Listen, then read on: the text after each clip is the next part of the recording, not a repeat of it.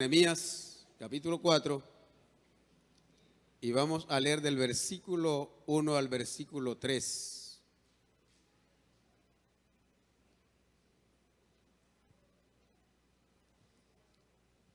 Nehemías 4, 1 al 3.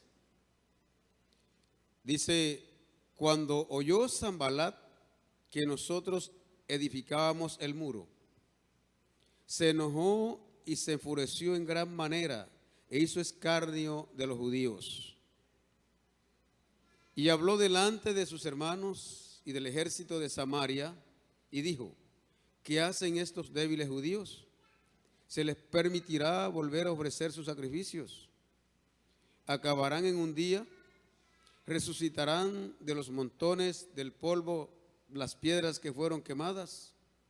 Y estaba junto a él Tobías amonita, el cual dijo: lo que ellos edifican del muro de piedra, si subiere una zorra, lo derribará. En esta noche vamos a tratar los enemigos de la construcción del muro. El jueves pasado hablamos de empezar a construir el muro. ¿Y cuál muro fue el que dijimos? El muro de oración. Pero esta noche vamos a mirar que siempre que se levanta alguien a construir un muro, o un grupo, o la iglesia, tiene enemigos. Tiene enemigos. Y los antiguos enemigos de los hijos de Israel, que ahora poseían la tierra que no era de ellos, sino que era de los israelitas, tales como los amonitas, los moabitas y los samaritanos, no querían y se oponían a salir de las tierras, y también se oponían a que los muros fueran reconstruidos o fueran construidos. Se oponían a entregarle las tierras a sus verdaderos dueños. Se organizaban entre ellos para hacer resistencia y quedarse con la tierra y que el muro tampoco fuera construido. Los samaritanos, ustedes saben que no eran gente israelitas, no eran judíos. En el segundo libro de Reyes, capítulo 17, versículo 24, encontramos el origen de ellos. Cuando los israelitas fueron llevados deportados por el imperio de Asiria, las tierras quedaron solas. Entonces él trajo gente de otros pueblos, de otras ciudades, y los echó en la tierra, esa que era de los judíos. Y de allí nacieron los samaritanos. Como no eran judíos, sino que ellos se estaban en las tierras esas, y allí quedaba Samaria. Entonces ellos tomaron eso, los samaritanos. 17:24, vamos a leerlo. Dice 17:24 de Segundo de Reyes. Y trajo el rey de Asiria gente ¿de dónde? De Babilonia. ¿De dónde más? De Cuta, de Aba, de Amad y de Sefarbaín. ¿Y dónde los puso? Los puso en las ciudades de Samaria. ¿En lugar de quién?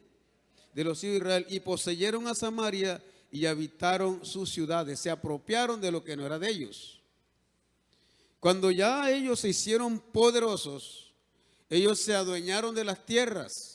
Pero si usted sigue leyendo el texto, sabe lo que Dios hacía con ellos. Ellos se apropiaron de las tierras y por último se tornaron enemigos de Israel. Todavía en los tiempos de Jesús, judíos y samaritanos no se gustaban. Ellos tenían ya su lugar donde adorar, y entonces acá en Israel, en Judá, adoraban a Dios. Y judíos y samaritanos no se gustaban. Por eso cuando Jesús se encuentra con la mujer y le pide agua, ¿qué es lo que ella le dice? ¿Por qué tú me pides agua a mí siendo qué? Siendo judío. Tú sabes que judíos y samaritanos no se gustan. Y todavía también cuando Jesús iba a pasar, iba de Jerusalén para Galilea y quería acortar camino, se pasó por allí y ellos se oponían que pasaran por allí. Entonces fue cuando Juan y Santiago le dijeron: pero ¿para qué gastar energía aquí? Vamos a orar para que el Señor consuma esto sin vergüenza. Vamos a orar para que descienda fuego del cielo y consuma a esta gente, porque era que no se gustaban. Pero el Señor vino y rompió esas barreras. Ustedes saben que con la ida de Jesús a Samaria, cuando se encuentra con la samaritana, dice la palabra que muchos de ellos creyeron en Jesús. Bendito sea el Señor. Entonces, esos eran los enemigos de Israel, los enemigos del muro, que no quería que se construyera el muro. Usted y yo, cuando empezamos a construir un muro, hay enemigos. Hay enemigos que más adelante vamos a ver que hay enemigos internos y enemigos externos. Enemigos internos y enemigos externos. Y hay uno que se volvió traidor, que era de ellos, y era Eliasib. Dice Eliasib, que era un sumo sacerdote, empezó con mucho gozo como colaborador de la construcción del muro. Y además de eso, él estaba gozoso y animó a sus hermanos, animó a la familia, a los hermanos de él, para meterse también en la construcción del muro, para participar de la construcción del muro.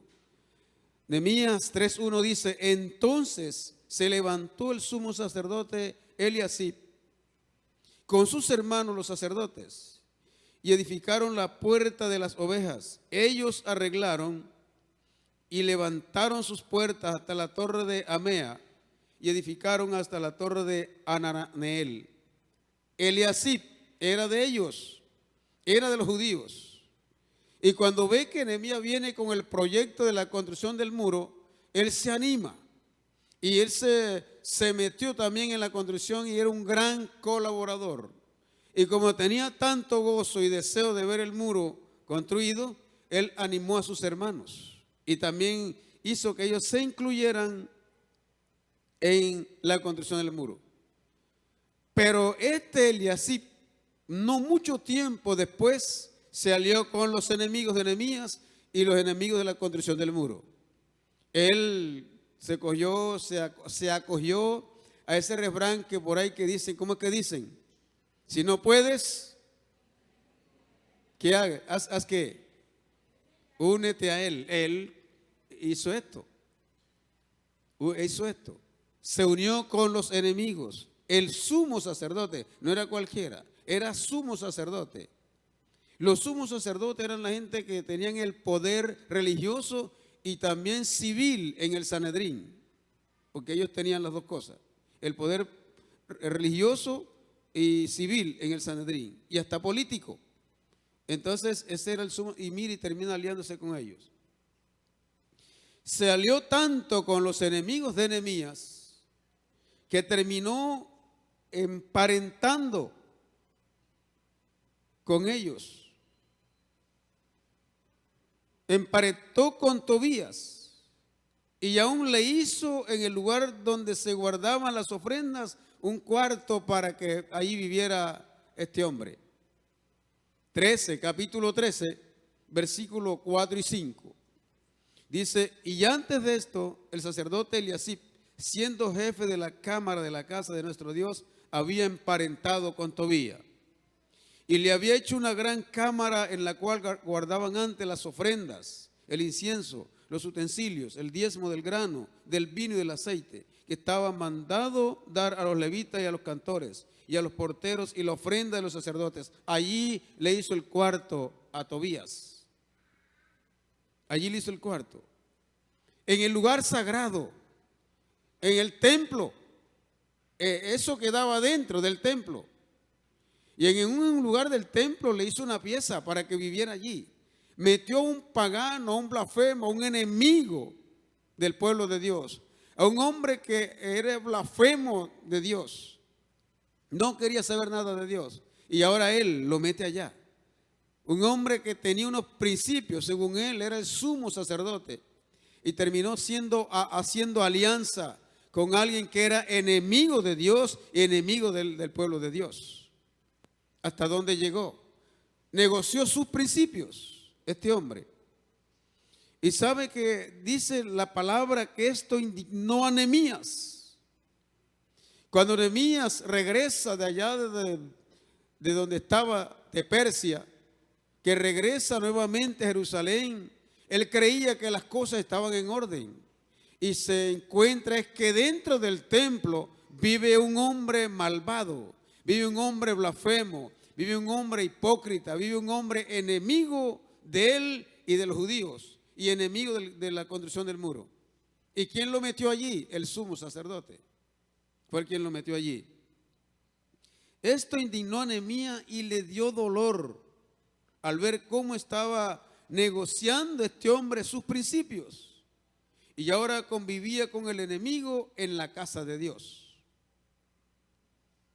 Cuando la gente llegaba al templo, ¿quién estaba allí? El enemigo. Y mire dónde lo metió.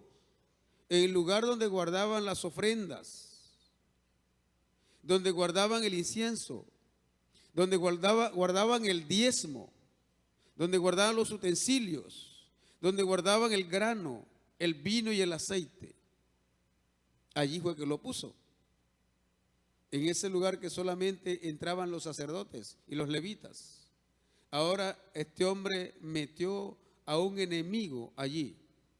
Y cuando Nehemías regresa, dice que eso lo indignó y le dio dolor al ver cómo este hombre había negociado sus principios. Y ahora convivía con el enemigo en la casa de Dios. Y tomó acción para echar fuera al enemigo. Nehemías no se puso las manos en la cabeza y dice, ahora qué vamos a hacer, ¿cómo sacamos a este hombre de allí? No, él tomó acción. Capítulo 13, versículos 8 y 9. Dice, y me dolió en gran manera, dice Nehemías, y me dolió en gran manera, y arrojé todos los muebles de la casa de Tobías fuera de la cámara, y dije que limpiasen las cámaras, e hice volver allí los utensilios de la casa de Dios, las ofrendas y el incienso. ¿Qué hizo Nehemías? Cuando llegó, que vio eso, no le dijo, bueno, Tobías, tú tienes que irte de aquí. No le dijo así. Tienes que desocuparnos esto, sino que le cogió todas las cosas y se las tiró para la calle. Los muebles, la mesa, la cama, todo lo que tenía allí se lo tiró para la calle. Y entonces cuando ya lo sacó, mandó a purificar el lugar donde vivía él. Mandó a purificarlo. ¿Qué hay que hacer con el enemigo? ¿Tener compasión con él? Ese que se ha levantado en contra tuya para construir el muro, no tengas compasión con él. Tienes que echarlo fuera en el nombre de Jesús. Y que la obra que tú has empezado no se pare. Porque nada ni nadie puede pararle el proyecto que tú tienes, proyecto de vida, proyecto en la iglesia o el proyecto que va en beneficio del pueblo de Dios. Bendito sea el Señor. Cuando empezamos ese proyecto de la construcción de ese muro de oración, va a haber mucha oposición. Va a haber mucha gente que se pone en contra. Va a haber otros que empiezan contigo y terminan yéndose y dejándote solo, como hizo Eliasib. Eliasib empezó a construir el muro con gran gozo, con alegría, con empeño, pero terminó uniéndose al enemigo. Terminó uniéndose al enemigo. Ya no quería hacer nada, sino que ahora fue a hacer cosas que iban en contra aún de sus principios y en contra de los principios de la iglesia, del pueblo de Dios. Hay gente que es así. Hay gente que se anima contigo en algo, pero después te deja solo. E incluso se vuelve para entonces tratar de quitarte la voluntad a ti también. Tratar de desanimarte y de hacerte el daño que te pueda hacer. Este hombre lo hizo así. Mire, y también otro de sus nietos se casó con una hija de Sanbalat, que Sanbalat era uno de los enemigos principales, el cabeza de la construcción del muro. Este era uno de los aliados de Tobías, o sea que Eliasib se torció grandemente. Nehemías 12:28 dice, y uno de los hijos de Joiada, hijo del sumo sacerdote Eliasib, era yerno de Sanbalat, por tanto lo ahuyenté de mí. Dice Nehemías, también estaba con Sanbalat y con Tobías. ¿Qué dice el versículo 1 del capítulo 4? ¿Quién es el primero que se encoleriza? Porque van a construir el muro.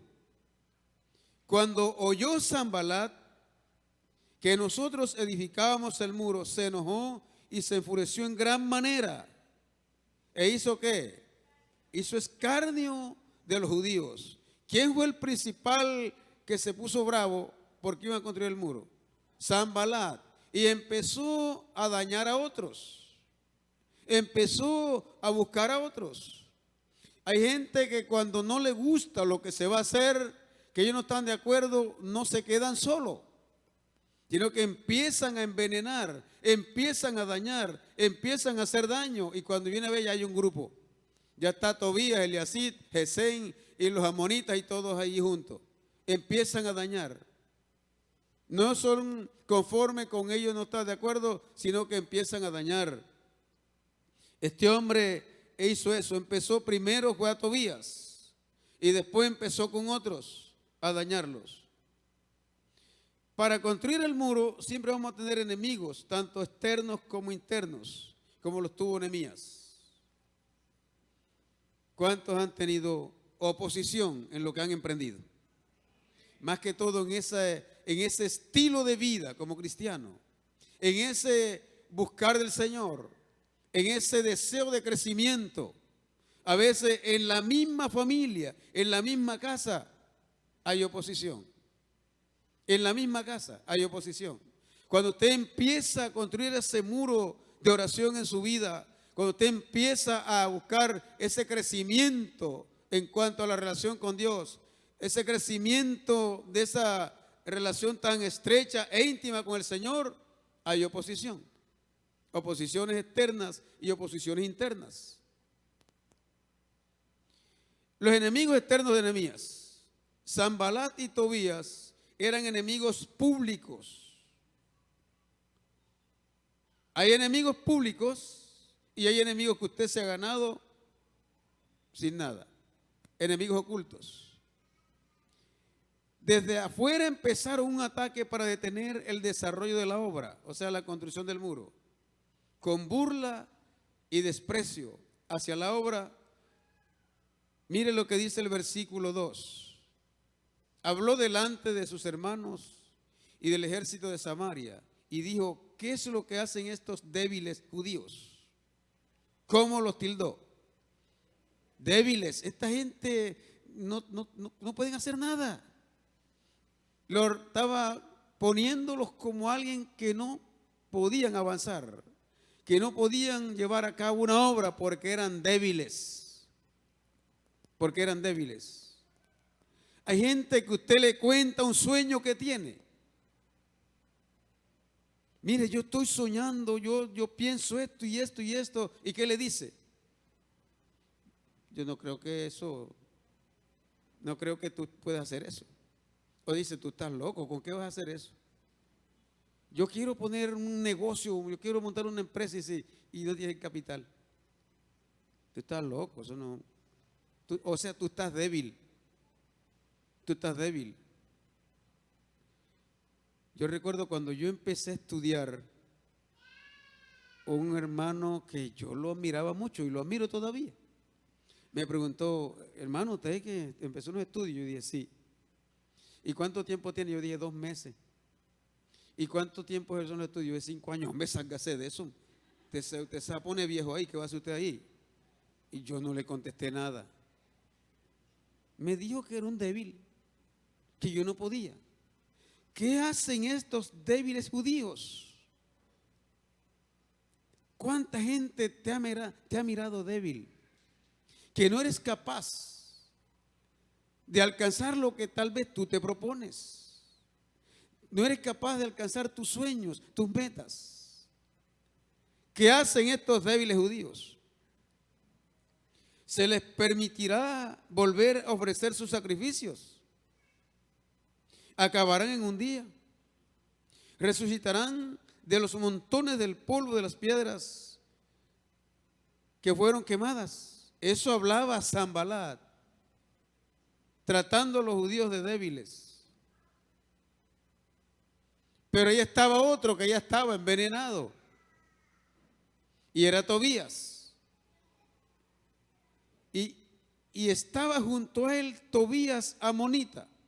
Ese fue peor. El cual dijo, lo que ellos edifican del muro de piedras, si se subiera una zorra, ¿qué haría con lo que es? O sea, lo que están haciendo no sirve para nada. ¿Cuánta gente ha echado por tierra tu trabajo? Lo que tú estás haciendo no le da valor, sino lo que él hace. Si se sube una zorra, lo derriba. Me parece que tú tienes mucho tiempo está orando y nada pasa, así que ya cálmate. Orando por esa petición que tienes, 4 o 5 años o 3 o 5 meses y nada, eso no va a pasar. Una zorra lo tumba. Una zorra lo tumba. Primero, mira como débil. Y segundo, la obra que están haciendo no tiene ningún valor. No tiene ninguna firmeza. Si se sube una zorra, la zorra lo derriba. Y no fueron conformes con eso, sino que ellos eran gobernadores provinciales. Y como gobernadores provinciales reconocían las cartas de Artajerjes y se confederaron con otras naciones para calumniar a Nehemías. Vieron que no podían ya con el ridiculizándoles, mirándolos como débil, ridiculizando su trabajo, haciendo esto, no podían. Ahora le calumnian. Se unen con otras naciones para calumniarle. Hay personas que son expertos en calumniar a otros. Y la calumnia que sí es casi como que un arma que hace mucho daño en la vida del ser humano. Cuando alguien dice, levanta que usted dijo algo o hizo algo y usted no lo ha hecho, ¿será que usted se ríe? ¿Será que usted se alegra? Calumniar a Nehemías.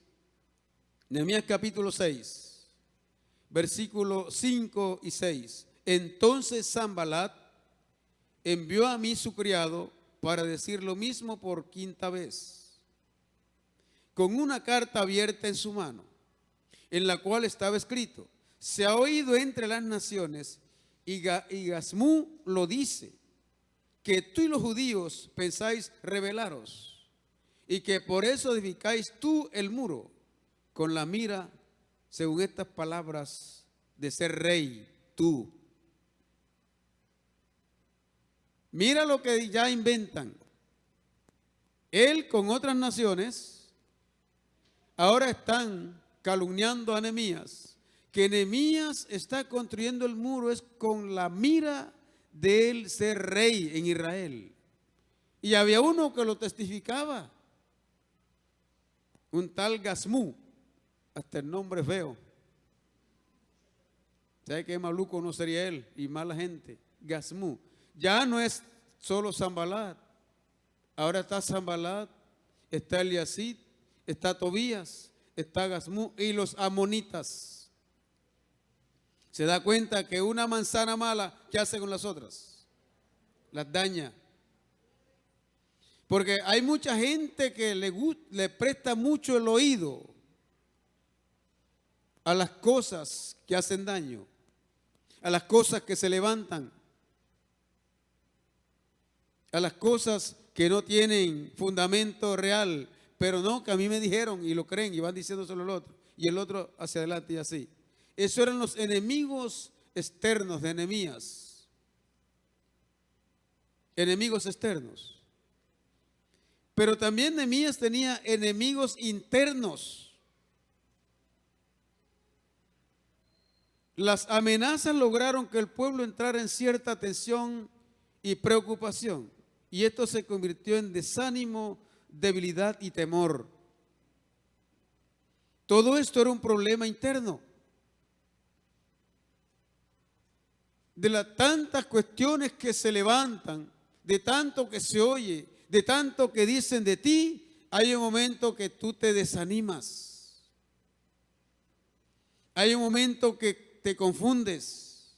Hay un momento que te tensionas. Hay un momento que te preocupas. Hay un momento que te debilitas. Y esos son enemigos internos.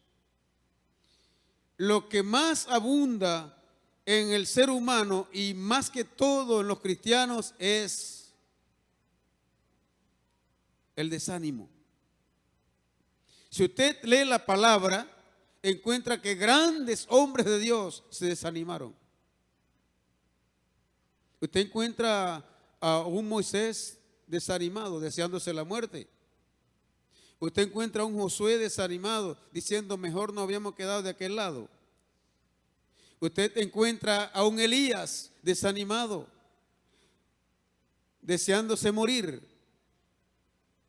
Usted encuentra a un Juan el Bautista diciendo, pregunten si ese es Jesús el que esperamos o viene otro. ¿Cómo estaba? Desanimado. ¿Quién no se ha desanimado? Todos nosotros que seguimos al Señor de una u otra manera o por un corto tiempo se ha desanimado en algo. ¿Cuántos se han desanimado alguna vez? Así sea por corto tiempo, porque somos humanos. ¿Dónde radica no el problema? Si dónde radica la raíz de desanimarnos. Porque nosotros los seres humanos vivimos de sentimientos y emociones. Tenemos sentimientos y tenemos emociones. Pero gracias a Dios que contamos con la presencia del Espíritu Santo en nosotros. El Señor nos levanta. Bendito sea el Señor.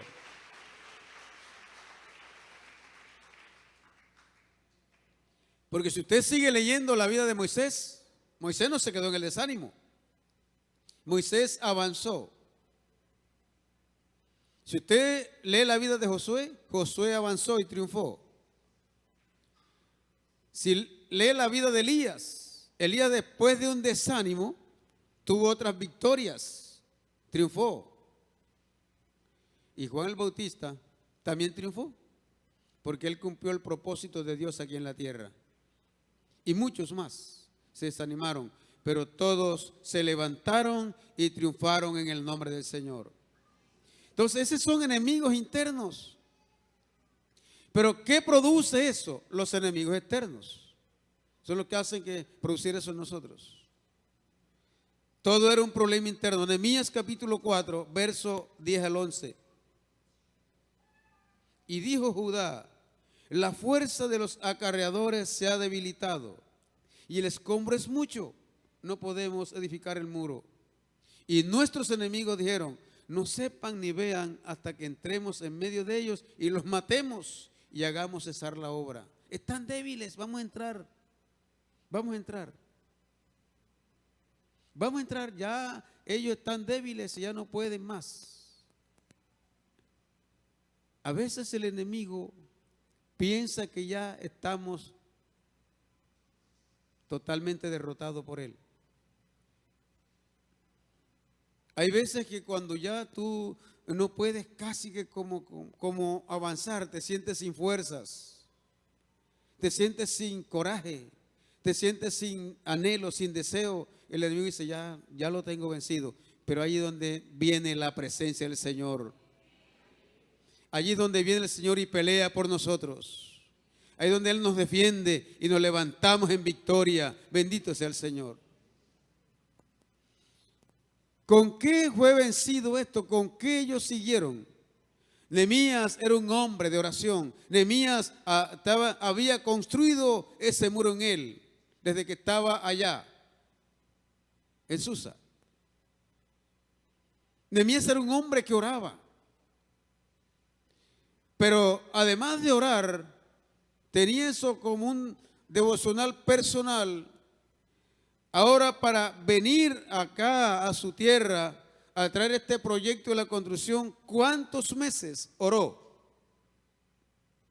¿Cuántos meses? ¿Cuántos meses oró Nehemías? El sábado pasado me dijeron allá tanto. Empezó en el mes de diciembre, que es el mes de Quisleu, dice Nehemías. Empezó a orar cuando llegó la noticia que de cómo estaba su familia, cómo estaban sus hermanos y cómo estaba Jerusalén. Oraba noche y día hasta el mes de abril, cuando es descubierto por el rey, cuando ya Dios había trabajado con el rey, en el rey. Porque en el tiempo de oración de Nehemías, en ese silencio de Dios, Dios estaba trabajando en el corazón del rey. Cuando ya se presenta en el mes de abril, que es el mes de Nisan, y le dice: ¿tú qué tienes? ¿Tú estás enfermo? ¿Qué te pasa? Él le dice: no, yo no estoy enfermo, lo que pasa es que ya Dios había trabajado en el corazón del rey. Y Nehemías sabía que ese era el arma que él tenía para desbaratar las amenazas y las trampas de sus enemigos. Hermano, el arma más poderosa que Dios te ha dado a ti se llama oración. Bendito sea el Señor. Bendito sea el nombre de Dios.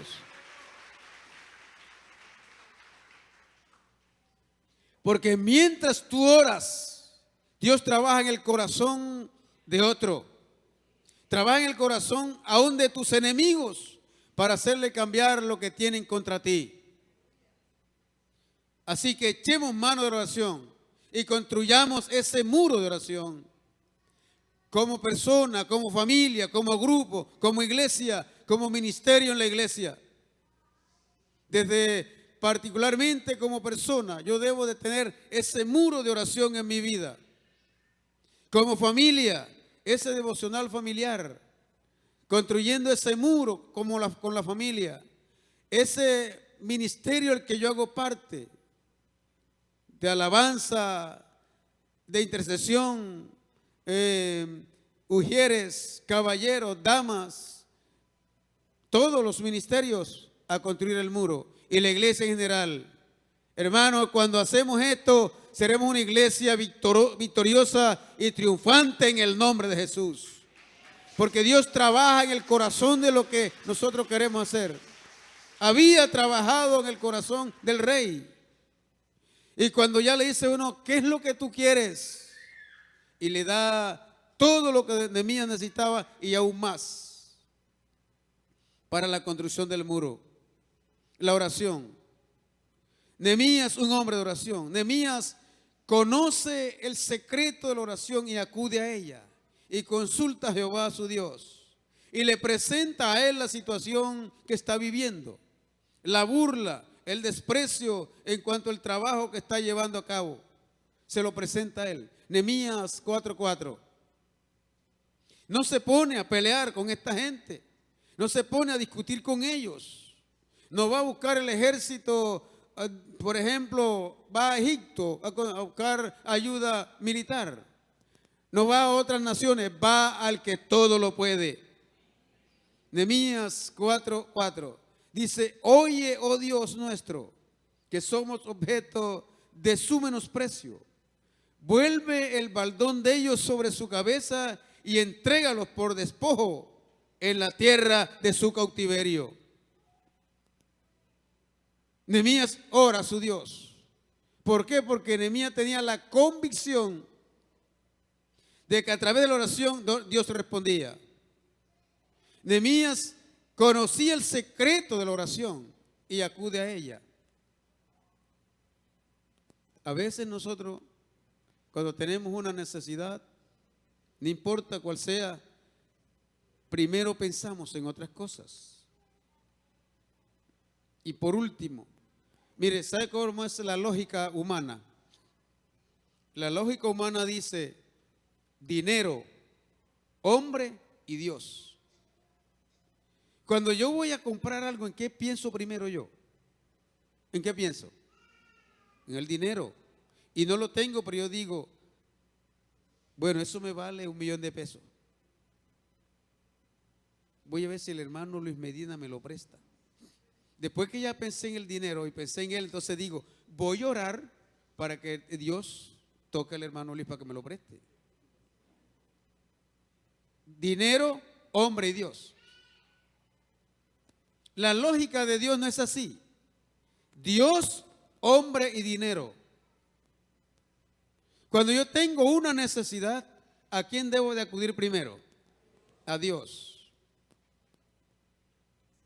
tengo esa necesidad económica, Señor, tú sabes que yo necesito esa plata, Señor, tú sabrás cómo hacerlo. Entonces Dios pone en el corazón de alguien que me preste ese dinero. Cuando la viuda tenía la necesidad, que ya iban a llevarse a sus hijos como prenda de garantía por la deuda que tenía, ¿a quién fue? Fue a Dios, fue al varón de Dios.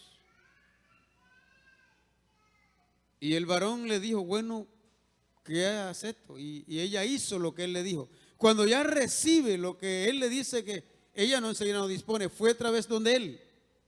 Y le dice, bueno, ahora sí, vende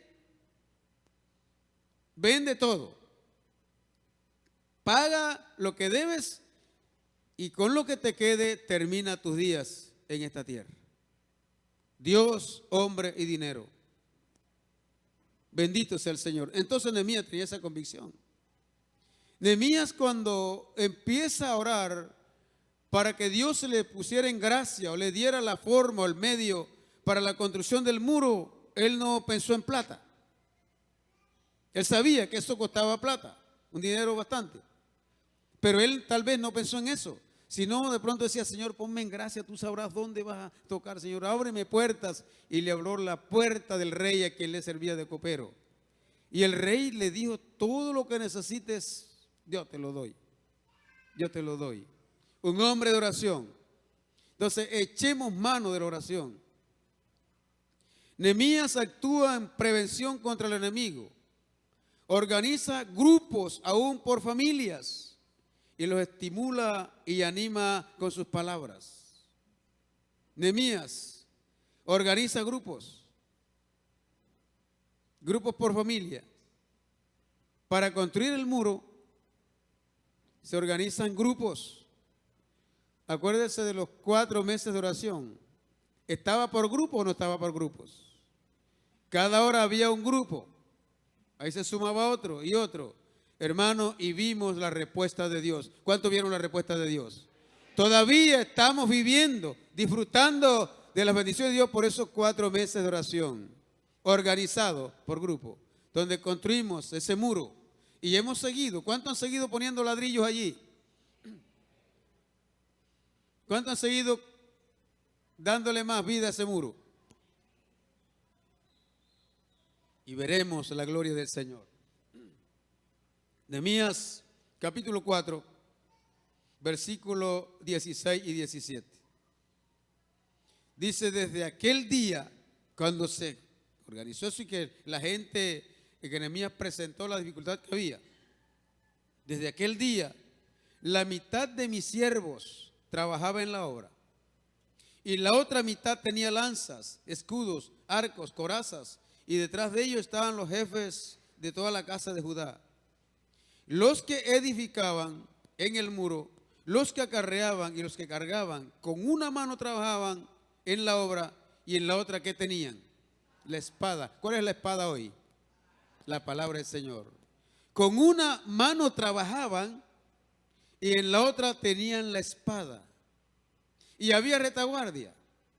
Habían unos que trabajaban, detrás de eso estaban los de las trompetas y detrás estaban los que oraban. No todos en la iglesia pueden trabajar o desempeñar un ministerio, pero todos podemos servir de retaguardia a aquellos que están trabajando, orando por ellos, pidiendo que Dios les proteja y que como iglesia el Señor nos proteja para avanzar adelante, para seguir en la meta que tenemos. En la meta que tenemos. Bendito sea el Señor. Las familias también colaboraban en la celaduría de la obra para que el enemigo no entrara. Por familias trabajaban en la celaduría, colaboraban. De la noche le toca a la familia tal, mañana a la familia otra y así. Cada uno estaba allí. 4:13, Nehemías 4:13. Entonces por las partes bajas del lugar, detrás del muro, y en los sitios abiertos puse al pueblo por familias, con sus espadas, con sus lanzas y con sus arcos. La familia velando, la familia también colaborando para que el enemigo no entrara. por familias. Unámonos por familias a construir el muro. Cada uno como familia en su hogar, ese devocional con Dios, de noche, de día, a la hora que usted pueda, velando para que el enemigo no entre a hacer daño en la obra. Cada uno podemos hacerlo como familias. El devocional, yo recuerdo que cuando yo me convertí, esa es una de las cosas que me enseñaron. La gente con quien yo me convertí, a veces hasta nos propasábamos, empezábamos a devocional a las 7 de la noche y terminábamos a las 11. Ya eso no era casi devocional. Y eso a mí me quedó, eso me marcó. Hacemos devocionales como familia y hemos visto la respuesta de Dios. Hemos visto la gloria de Dios. Organízate con los que estén en tu casa. Si solamente el cristiano eres tú, toma la bandera, tómala y diga, vamos a unirnos aquí, vamos a hacer un devocional para que Dios nos bendiga, para que Dios nos ayude, para que Dios haga esto con nosotros. Como cristianos tenemos que hacerlo. Si el cristiano soy yo, esta es una forma de predicarle la palabra a mi familia, a los que están conmigo, haciendo ese devocional. Hermano, y el Señor nos respalda, el Señor nos respalda. Las familias que Nehemías puso allí, ellos velaban y el enemigo no entró. Y sabe una cosa que les voy a decir, lo que Israel había luchado tanto en 70 años para construir ese muro, pero no había organización, no había búsqueda, no habían metido a Dios en el cuento. Ahora Nehemías, como viene, es guiado por el Señor y todo lo que iba a hacer dependía de Dios. Aunque hubo mucha oposición y se levantaron muchos, lo terminó en 52 días.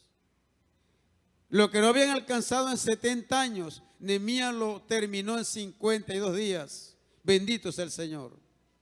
De pronto has querido luchar con tus recursos, con tu fuerza, con tus conocimientos, pero mete al Señor en el cuento y verás que todo se te da para la honra y la gloria de Dios.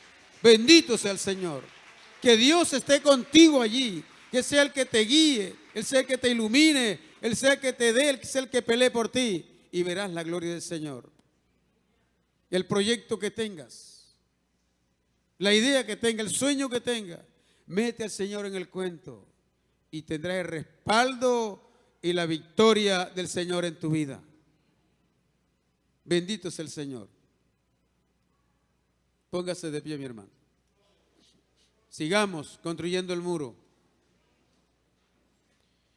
Ayúdenme a orar por Carlos Márquez, está quebrantado de salud, y Ruth Castillo. Ruth Castillo, hermana de la hermana Judith. Ella está también quebrantada de salud en Barranquilla. Entonces, ayúdenme a orar por ellos. Ruth Castillo y Carlos Márquez. Aparte de eso, yo quiero orar en esta noche por unos hermanos que están empezando en la fe. Un amigo que incluso nos conocimos hace tiempo, estudiamos juntos el bachillerato. Él empezó a ir aquí con su familia, con su esposa y sus hijas. Pero lamentablemente Dios sabrá por qué. Anteayer su esposa la sepultaron, ella falleció. 39 añitos. Entonces yo quiero que ellos pasen por acá. Vamos a orar por ellos, una oración de fortaleza, de consuelo, Jorge y sus hijas. Un paro cardíaco, un infarto cardíaco y murió. Entonces, véngase aquí. Vamos a orar por ellos. Él me dijo ayer que bueno, que ahora no va para atrás ni para coger impulso, me dijo. Yo voy para adelante con el Señor. La hermana Liliana, mi esposa, sí, usted hermano, mi esposa. Yo peleé al pastor Manuel también que le ore por él. Vénganse para orar por ellos. Y vamos a orar por estos enfermos. Y Carlos Márquez y Ruth Castillo. Una oración de fortaleza, de consuelo. Si quiere, Padre, te damos gracias. Señor, tú eres grande y soberano, Dios de toda honra, gloria y poder. Gracias por tu presencia, gracias por tu amor y tu fidelidad. Señor, en esta hora te damos gracias por el privilegio de estar reunidos en tu nombre, Señor, porque tú eres el santo y glorioso Dios de Israel. Padre mío, hemos venido a adorarte, a bendecirte y a estudiar tu palabra. Oh Señor de la gloria, en esta hora te pedimos por Ruth Castillo, Señor. Padre, tú eres el médico por excelencia de tu iglesia. Y te pedimos, Señor, que tú pongas tu mano sobre ella. Dios mío, tú puedes cambiar los planes, Señor.